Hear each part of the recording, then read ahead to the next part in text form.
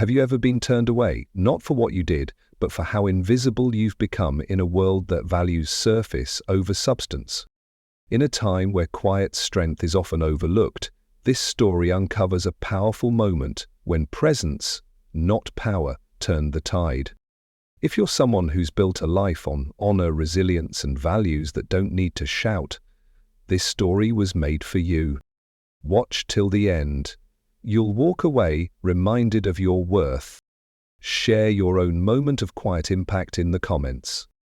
Like and subscribe for more stories that speak to your legacy. It was just past 7 on a Sunday morning when Chuck Norris stepped out of the quiet black sedan and looked up at the gates of the National Conservatory.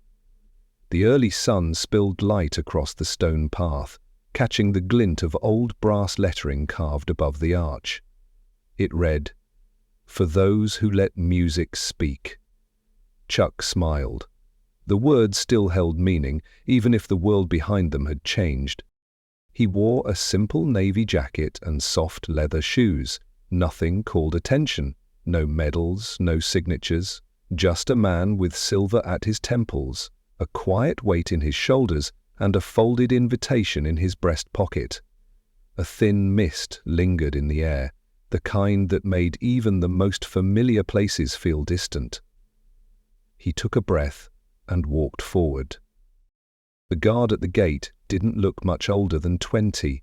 Polished shoes, stiff stance, the air of someone fresh into a job he hadn't quite grown into. When Chuck approached, the young man stepped forward with a clipboard clutched tightly in his hands. He asked for a name.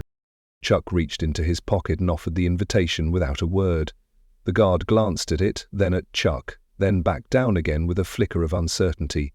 Something didn't match. He muttered something about needing to check with the event team. Chuck waited patiently. People hurried past with badges swinging on lanyards. Suits and gowns, familiar faces from art columns and televised galas. Not one looked his way. A few minutes later, the guard returned, frowning now. He explained that the guest list had been finalized the night before. The entrance was reserved for those with prior clearance, no exceptions. Chuck pointed gently to the printed words at the bottom of the invitation. Authorized guest of honors, family. The guard shook his head. "Sir, I'm sorry, but I was given instructions not to admit anyone without a badge, especially not last-minute editions." Chuck felt a quiet stiffness in his chest. He nodded slowly, folded the invitation, and stepped back. A woman walked by, recognized him, and stopped mid-step. She was in her 60s and a violin teacher from Montana. Her hand flew to her mouth. Her voice was soft when she asked if he needed help. He smiled kindly and told her everything was fine. Her eyes lingered on him a little too long, then she walked away and pulled out her phone. Inside the hall, music drifted faintly through the walls. It was tuning time, the beginning of the ceremony. Chuck could almost hear the hushed instructions from backstage, the clatter of heels on hardwood, the crisp rustle of evening programs. He'd been in war zones quieter than this. The guard stood at attention, but there was discomfort in his stance now. He knew something felt off, but rules were rules. Chuck said nothing.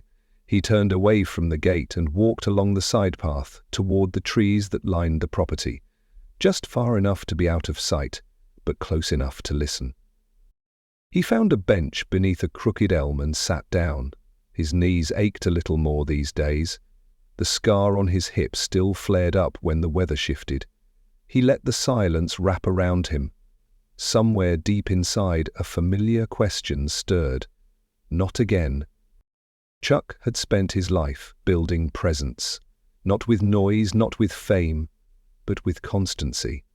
He had been a soldier, a protector, and a father, not just in name, but in choice. The child inside that hall had been born of a war he hadn't started and a world that had given up on her. He hadn't. He never would. Her name was Alina.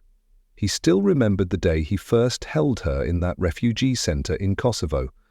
Her eyes had been too large for her face, and she hadn't cried when he lifted her. She had simply placed a hand on his collar and blinked, as if to say, "I choose you." Chuck never questioned that moment. He brought her home, taught her discipline, taught her love. He didn't teach music.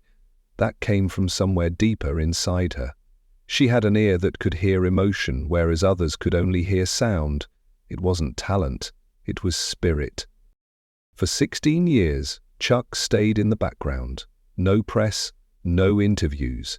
He sat at the back of every recital, slipped out before the applause. Eleanor had once asked him why. He told her that true strength doesn't ask to be seen.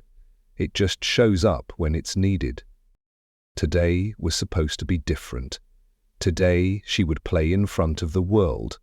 The youngest to ever receive the Conservatory's Silver Bow Award. Her composition had swept competitions in Vienna and Tokyo. But what mattered more than the prize was what she had written in her application. She had said, "The soul of every note I play comes from the man who saved me from silence." That man now sat outside a gate that wouldn't open. Not because he wasn't welcome, but because someone had decided he didn't belong in the world his daughter had risen into. Someone had decided an old man in plain clothes didn't fit the aesthetic of excellence. Chuck closed his eyes. He thought about the years, about packing lunchboxes with a gun holstered on his hip, about the lullabies hummed through sandstorms, about teaching her how to tie her shoes while checking perimeter alarms. He didn't need to be inside that hall, but she needed to know he was close, always. A light breeze moved through the trees. Chuck stood and walked a few steps closer, still hidden. He could see the lobby through the glass doors. Gold banners, chandeliers, polished tile. He saw Alina, dressed in navy blue, standing near a grand piano. She looked radiant. Nervous? Her eyes scanned the room. He saw her lips move. She asked someone something. They shook their head. He could feel the disappointment in her shoulders. But then something else happened. She paused. Her gaze moved slowly towards the entrance. Her body stilled. He knew that look. She could feel him even without seeing. Inside the building, conversations continued. Wine was poured. Programs shuffled. Speeches were being prepared. Outside, Chuck leaned gently against the tree, watching her from behind the glass. Just seeing her stand there was enough. Back at the gate, the young guard checked his clipboard again. Something kept pulling at him. A name. A moment. He looked at the note scribbled in the margin.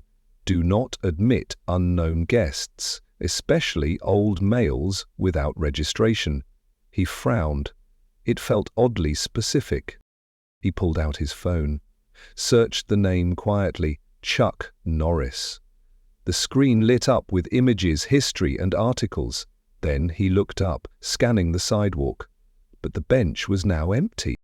Chuck had already turned and walked deeper into the garden path behind the conservatory. Not retreating, just giving space. He didn't know yet that a single message had already reached a small circle of people inside the hall, and that message would travel faster than applause.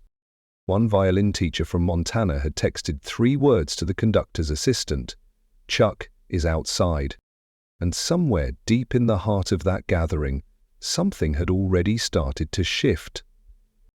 Not with force, not with anger, but with presence. With that quiet kind of influence only those who've truly lived can carry. It had been nearly 20 years since Chuck had first laid eyes on her. The war was still thick then. Dust hung in the air like breath that wouldn't settle. He had been stationed on a humanitarian mission just outside a small town in southern Kosovo. The ruins were fresh, smoke still curled from rooftops. Most of the civilians had fled, but in the basement of a collapsed clinic, one child stayed behind. She couldn't have been older than 2 or 3, tiny, filthy, but calm. She didn't cry, she didn't run, she simply watched. When Chuck reached for her, she didn't resist. She placed one small hand on his flak jacket, and blinked up at him as if measuring the weight of his spirit. That moment etched itself into his bones. He brought her back to base. Nobody knew her name. No family came forward. There was no file, no history. Just a child who refused to speak and followed him everywhere like his shadow. They called her the Silent One. Chuck wasn't looking to be a father. He had spent too many years in places where you learned not to love anything you couldn't protect. But love came anyway, quietly, like a song you didn't expect to remember, but found yourself humming at night. After his final deployment, Chuck filed the paperwork, crossed the ocean again, and brought her home to Texas. She didn't speak for almost a year, but one morning he heard her humming. Not a tune from television or the radio. It was the same lullaby he used to hum when he cleaned his weapons at camp. Her memory was sharp, but more than that, it was sensitive. She didn't repeat the noise, she repeated the meaning. He named her Alina. He liked the way the name sounded like light in an old language. She took to it immediately. As she grew, he let her discover her world at her own pace. She didn't ask for dolls or games. She asked for rhythm. She tapped spoons, ran her fingers along windows, listened to rain with an intensity that made him pause. One Christmas, a neighbor brought over an old violin. Chuck didn't know how to play, but Alina did something strange. She picked it up like it was already hers. When she drew the bow across the strings, the first note came out broken and harsh. But the second made Chuck stop mid-step. It was clear, deliberate, a question held in sound. She didn't know what she was doing, technically, but somehow the violin knew what she needed. Over the years, Chuck gave her every quiet support he could. He worked as a security consultant during the day and drove her to lessons in the evenings. He never boasted about her talent. He never let his name open doors. When she asked why they never stayed after recitals, he'd just smile and say that the best parts of music don't need an audience. By the time she was 15, Alina had played in 4 countries. She had a discipline rare even among prodigies. Chuck never praised her in public, but every time she played, he stood in the very back of the hall, hand over heart, eyes closed. Listening, not to the notes, but to what she was telling him.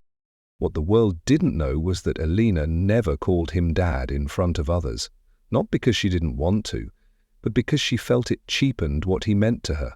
She called him a commander. It was a private joke between them. Her way of honoring the soldier who raised her was not through commands, but through presence. And yet, even with all that history, even with all those years, Chuck had insisted he didn't need to be seen at today's event. He only wanted to be nearby. Alina had protested. She told him this award was as much his as hers. He told her the reward was in the music itself, that he'd rather be in the corner of the room than the center of attention. But something felt different this time. She had written a piece for the ceremony, a solo composition called Echoes Without Name. It wasn't flashy, it wasn't loud, but it carried a kind of stillness that pierced people, and at the heart of it was a melody only Chuck would recognize. The same one she hummed as a child. His lullaby. She told the conductor she wouldn't perform unless the man who raised her was present. He had laughed at first, thinking she meant backstage. She clarified. She wanted Chuck in the hall, not at the back, not in the shadows, in the front row. The conductor hesitated. The event had been tightly curated. There were guests of honor, sponsors, and camera crews, a strict aesthetic. Alina insisted. The conductor agreed. She had earned that right. But somehow, someone changed that decision. Chuck being stopped at the gate wasn't a mistake. It wasn't an oversight.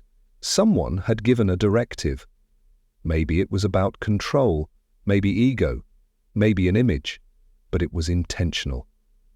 Alina didn't know it yet, but something had shifted in the hours leading up to the event. She would feel it soon enough.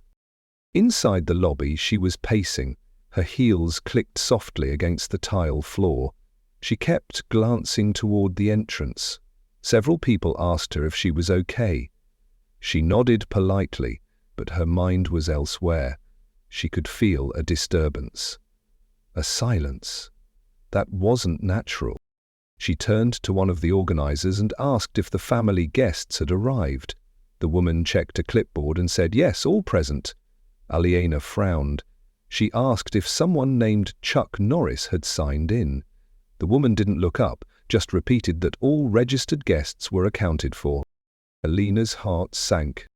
She walked to the edge of the room, away from the crowd, pulled out her phone, called him. No answer. She texted once, just 3 words, "Where are you?" Outside, Chuck saw the message light up. He stared at it for a long moment, then typed back, "I'm near, just not inside." She stared at his reply for almost a minute. Then her hands tightened around the phone. She knew what that meant. She had seen it before. Places where he wasn't welcome. Rooms where people chose not to see him.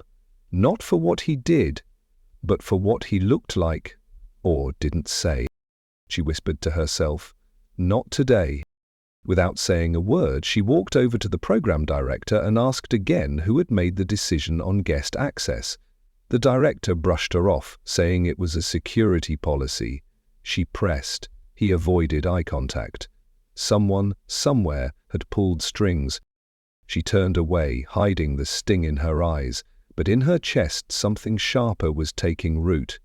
Not sadness, not even disappointment. It was resolved. The music she had written would be played, but it would not be for the crowd, not for the award, not even for the conservatory. It would be for him, for the man outside the gate. That night would not unfold the way they expected. Because even behind glass, even outside the hall, some presences cannot be ignored forever. And what began as a quiet exclusion was about to become the center of everything. Not through protest, not through disruption, but through something far more powerful. The melody and the soul behind it. The music hall had begun to fill. The guests of honor were escorted to the front. Photographers hovered discreetly along the edges, careful not to draw attention, but capturing every polished smile and handshake. The air carried that familiar hum of staged elegance. Conversations flowed like champagne, measured, polished, and rehearsed.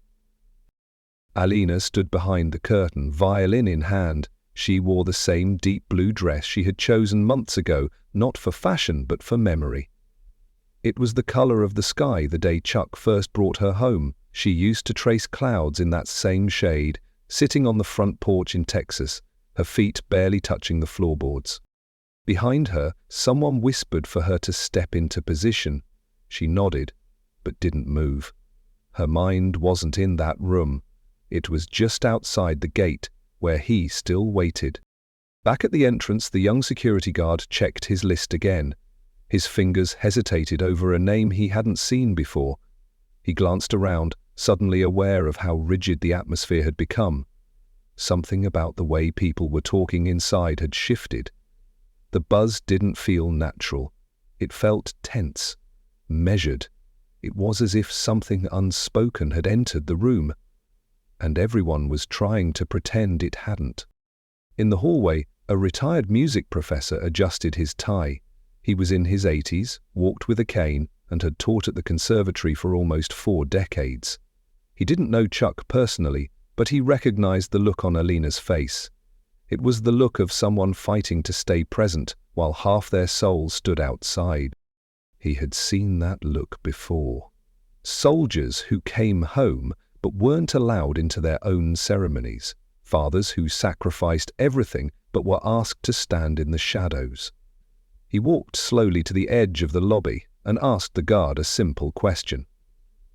"Did anyone tell you not to let him in?" The guard hesitated. His mouth opened, then closed. He nodded once. Alina was now being introduced. The announcer spoke of her achievements, her performances across Europe, her command of emotion, her unique story of resilience. The applause came on cue, but it didn't land with sincerity. It felt empty, like clapping out of habit rather than admiration. As she stepped onto the stage, she scanned the audience. She had learned to find Chuck in every crowd, not by sight, but by presence. She didn't see him. She already knew he wasn't there. Still, she let her eyes pause on the empty chair in the second row, the one she had specifically asked them to reserve. She walked to the center of the stage, raised her violin, and waited for silence. Not the kind enforced by lights or programs, the kind that settles when something real is about to be said. Her fingers trembled slightly. She wasn't nervous, she was grounded, but holding back something heavy always makes the hands shake. She played the first note. It was low, drawn out, raw. It wasn't part of the original composition. It was something new, a declaration. The conductor shifted uncomfortably in his chair. He didn't recognize this version. It was slower, more deliberate. Every phrase was suspended just a moment longer than expected. It forced the room to lean in. By the fifth measure, the audience had forgotten about decorum. The music had taken them somewhere else, into a space where the usual masks didn't work, where being polished didn't matter.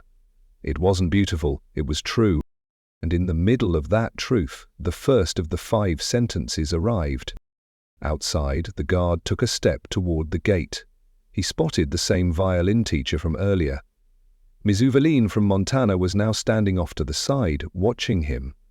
She nodded gently and said, "That man out there, he's the reason she's on that stage." The guard blinked. She added, "You're not just holding a line, you're holding a mistake." He swallowed, looked toward the garden path, but Chuck was no longer in sight, just wind moving through the trees. Still, her words stayed with him. They felt heavier than the list in his hands. Inside, the conductor leaned toward the music director and whispered, "This isn't the program she submitted." The director didn't respond. He was watching Alina's face. Something about her expression was unsettling. Not angry, not rebellious, just still. Halfway through the piece, the second sentence arrived. The retired professor had made his way backstage. He leaned on his cane, looked the assistant coordinator in the eye and said, "Some people think excellence is about control, but it's actually about presence. You either have it or you don't. She has it. Because of him. You erased the wrong name." The assistant started to protest, but the old man waved him off. He had taught too long to waste words on people who had already made up their minds. Instead, he asked a final question. "Who told you to change the list?" No answer. Back on stage, Alina reached the central motif. It was the melody from her childhood, the one Chuck had hummed without knowing he was planting it in her memory. It played now with aching clarity. The kind that opens old doors inside people's hearts. In the crowd, something strange was happening. Guests who had shown up for the wine and photo apps now sat motionless. People who came to be seen now found themselves listening instead, the kind of listening that feels like prayer. Then the third sentence arrived. Alina's voice carried from the stage, soft but firm, right between movements. "I was taught that when someone stands with you in your darkest hour, you never forget them. No matter how far you go, you carry them. If he isn't in this room, then neither am I." She lowered her bow. Gasps echoed through the room. The conductor stood, half shocked, half panicked. He whispered her name, but she didn't flinch. The hall was frozen. Nobody clapped. Nobody moved. In the back, the retired professor smiled, then turned and walked away. Behind the stage, whispers turned to murmurs. Production staff looked at each other, unsure of what to do. The press began to murmur, cameras focused, but no one dared interrupt her. She looked down at the empty chair again. Then came the fourth sentence. Chuck had walked back toward the rear garden wall. A security staffer found him there and asked, quietly, why he hadn't left. Chuck didn't answer at first. Then he said, "She doesn't need me in the room. She needs to know I'm near." The man paused. He asked if that was enough. Chuck smiled. "It always has been." The staffer looked down, then back toward the hall, then back at Chuck. Something in him shifted.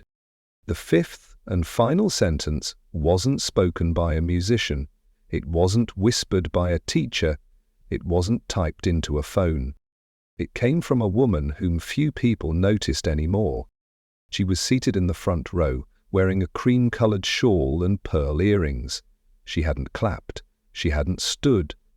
But she had listened.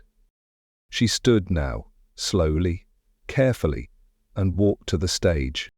She took the mic gently from the conductor's hand and said, "Years ago, I was rescued from a war zone while performing abroad. I never knew the man's name, but I remember his voice. That voice is in this music, and that man is here today." She pointed toward the back of the hall. Chuck had just entered, not through the front gate, but through a side door held open by the same guard who had once blocked him. The audience turned. Silence fell again. But it wasn't awkward. It was reverent. Alina stepped down from the stage. Zek walked straight toward him, and without a word, she placed her violin in his hands. He held it like something sacred. He didn't bow. He didn't speak. But the room knew. Everything that needed to be said had already been played. The tension inside the conservatory hall could almost be seen, like a ripple beneath the polished floor. Nobody moved, not even the camera crews, who normally scrambled to capture every unexpected moment. It was as if the entire building had taken a breath, but hadn't yet decided whether to exhale. The woman who had just spoken, the one with the cream-colored shawl and the pearls, stood in front of the stage, holding the microphone with a steady grip. Her voice had been soft, but it carried, not because it was loud, but because it was real. She hadn't planned to speak. No one had asked her to, but something about the silence in the room had asked for a truth bigger than protocol. People in the audience were still trying to process what had just happened. Some recognized her immediately. She had once been the co-founder of the conservatory.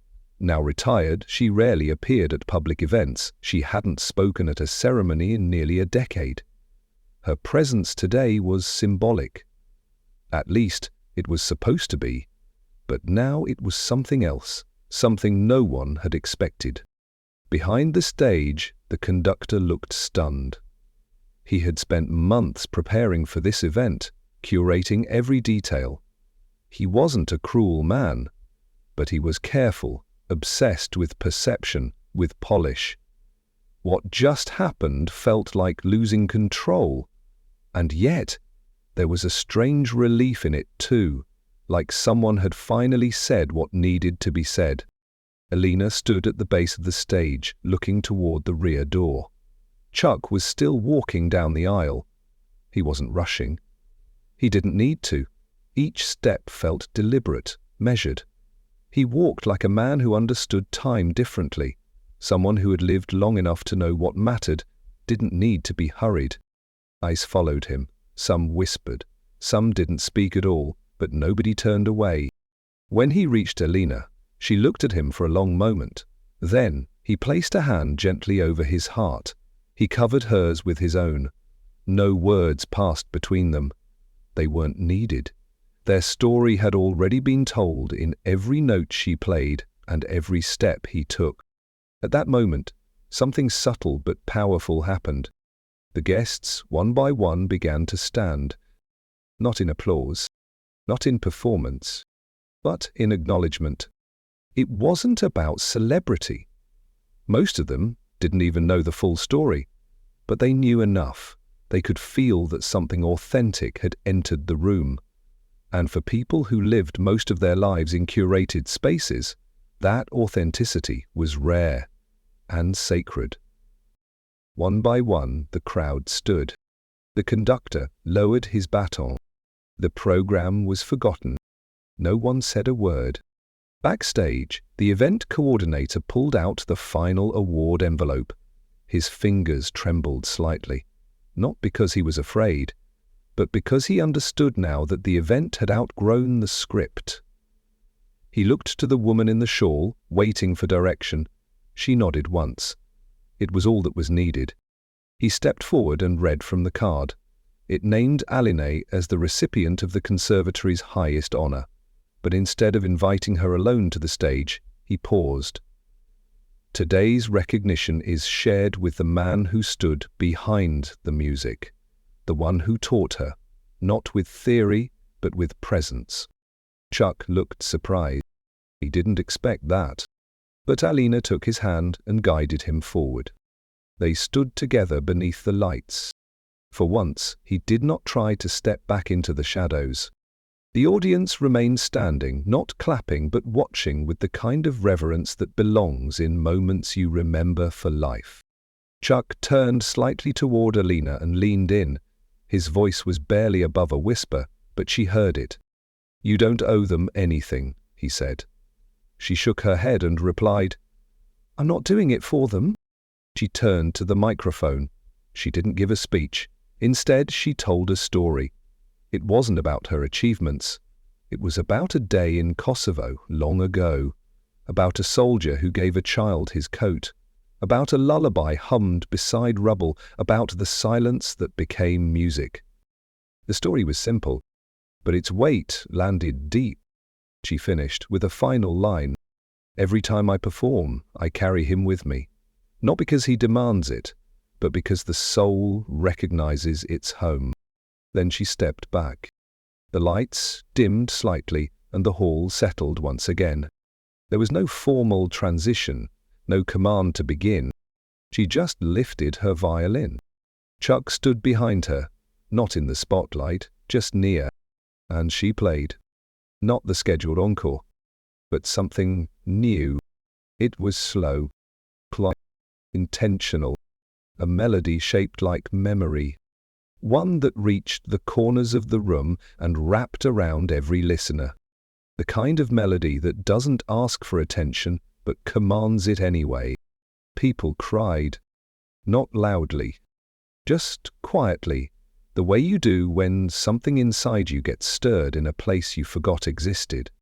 The final note hung in the air longer than it should have. Then silence returned. But it didn't feel empty. It felt full. It was as if the music had left behind something invisible but permanent. The kind of presence that stays long after the last bow. Chuck nodded once, just a small motion. The moment was complete, but not finished, because something had shifted. In that room, in those people, in her, and in him. What began as a ceremony became something else entirely. It became a reminder that influence isn't about titles, and presence doesn't need permission. It just needs to be felt and remembered. The applause had ended, but the weight of what just happened lingered in the room like perfume that refuses to fade. People were still standing. Some were wiping their eyes. Others simply stood still, unsure whether to sit or stay suspended in that rare moment of sincerity. There was no formal announcement or prompt from the MC, just quiet. Rich, humbling, quiet. Chuck had returned to his seat at the side of the stage, not because he wanted to step away, but because he understood timing. His place wasn't in the spotlight. His presence had already served its purpose. He sat with the calm dignity of a man who knew exactly when to move and when to let the moment breathe. Alina, now seated beside him, held her violin gently across her lap. Her fingers rested on the wood like it was an extension of her own body. She didn't speak. She didn't need to. Everything she had to say had already been said through her music. In the back of the hall, movement returned slowly. One of the junior coordinators stepped out of the wings, trying to quietly usher in the next scheduled segment of the event. A panel discussion, or perhaps a donor recognition, something far less alive than what had just unfolded, but nobody moved to follow. Even the staff looked hesitant. Then, from the back corner, a voice spoke up. It was clear, measured, and carried a note of regret. It belonged to the artistic director, the man who had quietly orchestrated much of the ceremony behind the scenes. He stood now, hands at his sides, no notes in hand, no script. He spoke not to the crowd, but to the woman who had spoken earlier, the co-founder of the pearl earrings. He admitted that he had overridden the guest list. Not because of malice, he said, but because of perception. He had believed Chuck's name didn't fit the profile the conservatory wanted to present. He said the words carefully, but they carried a truth that stung. He admitted he'd seen Chuck's military background as a distraction, that it didn't align with the aesthetic of refinement they had carefully curated. It was a confession, not an apology, but it was real. And then, slowly, his voice trembled just slightly, because of what he had seen tonight, what they had all seen, unraveled every assumption he had made. He spoke of legacy, of how presence, character, and love could not be dressed up or down, they just existed, unshakable, quiet, permanent. Then came the fifth and final sentence, not from a microphone, not from the stage, but from Alina. She turned slightly in her seat, not to face the director, but to face the room. She said, "There are people who spend their lives performing for praise, and then there are those who perform because they cannot help but honor the ones who gave them everything. Tonight was never about an award. It was about reminding myself who taught me to stand when the world said sit."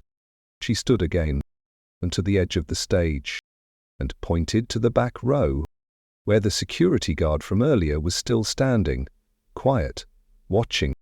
She nodded at him. The same young man who had been given the order to keep Chuck out. The same one who had followed it, then later opened the side door. He looked down, uncomfortable. Then Alina said, "You didn't fail. You paused. And sometimes, that's all we need to find our way back." He didn't respond, but the way he straightened told everyone in the room that her words had landed. Chuck looked over at him too, and gave the faintest of nods. No words, just respect. And in that instant something subtle but deep shifted inside the entire institution, not just in the people, but in the walls, in the tone, in the energy. The conservatory had always taught precision, excellence, and technique, but now it has been reminded to teach humility, humanity, and courage. A ripple of quiet conversations broke out as people slowly returned to their seats. Some guests left early, not out of disrespect, but because they had seen what they came for and knew the rest would be theatre compared to the truth. Others stayed, just to be near the space where something honest had happened. Later that evening, after the hall emptied and lights dimmed, Chuck and Alina walked alone through the corridor lined with portraits, past oil paintings of founders, donors, and performers. Each face is carved into memory by years of tradition. At the very end of the hall, an empty frame hung with a plaque that read, "Reserved for honorary contribution to legacy." Chuck paused. Alina noticed. She reached out and touched the corner of the frame. "Maybe not now," she said, "but someday this might be yours." He looked at her and smiled. "You don't need my picture on a wall. You are my legacy." And she didn't argue, because she knew he was right. That night, they left the conservatory not with an award, but with something better. A moment that had echoed beyond the stage. A truth that had stood still, unshaken, in the middle of a performance. And a presence that didn't just enter the room. It transformed it. The night air outside the conservatory was cooler than expected for spring. A quiet breeze moved through the trees lining the stone walkway, rustling leaves that had witnessed generations of students walk those same steps. The lights from the hall cast long shadows behind Chuck and Alina as they exited together, side by side. Neither of them spoke at first. There was no rush to explain or reflect. Sometimes the soul needs silence before it can place words where feelings have been. Chuck glanced upward. The sky was clear, stars were out. He had seen these same stars from war zones, from campgrounds, from rooftops with a baby wrapped in his coat. But tonight they looked different. Quieter. More still. Alina's hand brushed his arm lightly. He looked down at her, not with pride, but with presence. That gentle, constant presence that had defined him long before anyone knew his name. She had always felt safest beside him, not because he had all the answers, but because he never pretended to. They reached the edge of the conservatory's outer courtyard. The main gate stood open now. No guards, no clipboard, just open space. Alina smiled faintly. The irony wasn't lost on her. What had once blocked his entrance now held no weight. It was only a gate. And gates, like opinions, can be moved. She turned to him, soft in her tone. "Do you regret coming?" Chuck shook his head. Not for a second. And he meant it. He didn't regret being turned away. He didn't regret staying silent. What he had just witnessed was not about a performance. It was a moment of alignment. When truth stepped forward without apology, that kind of moment doesn't come often. When it does, it doesn't need fixing, just witnessing. They reached his car, parked under a sycamore tree, the same one he had arrived in that morning, still dusty from the road, still ordinary. But now it seemed like a vessel of something sacred, like it had carried more than a man. It had carried memory, story, stillness. Chuck opened the passenger door for Alina. She paused, then placed her violin gently across the seat. For years she had carried it like armor. Tonight it felt more like a flag, not of victory, but of peace. As they drove, the city lights thinned, the road widened. The silence between them wasn't empty. It was full of the kind of knowing that doesn't need narration. They passed the old bookstore they used to visit when she was young. He remembered her small hands pulling oversized music scores from the shelves, flipping through pages like secrets. She remembered the hot chocolate after, always with 2 marshmallows and a napkin folded just so. They drove past the church with the chimes, the one they never attended but always paused near to listen. Chuck had told her once that not all sacred things need walls. Sometimes sacred lives depend on how you wait, how do you watch, how you walk beside someone even when the road is unclear. After nearly an hour, they reached the edge of the lake where they used to walk on Sundays. The same wooden bench stood beneath the birch tree, weathered, leaning slightly but still strong, like so many things in life that outlast the noise. They sat down together. Alina leaned into him slightly, just enough to feel his shoulder steady against hers. She spoke first, almost whispering, "Do you think I did the right thing?"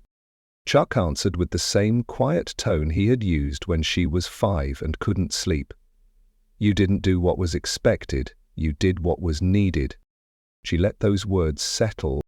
There had been so many moments over the years when she wondered if the world would understand her choices, choosing music over popularity, choosing silence over applause, choosing dignity over attention.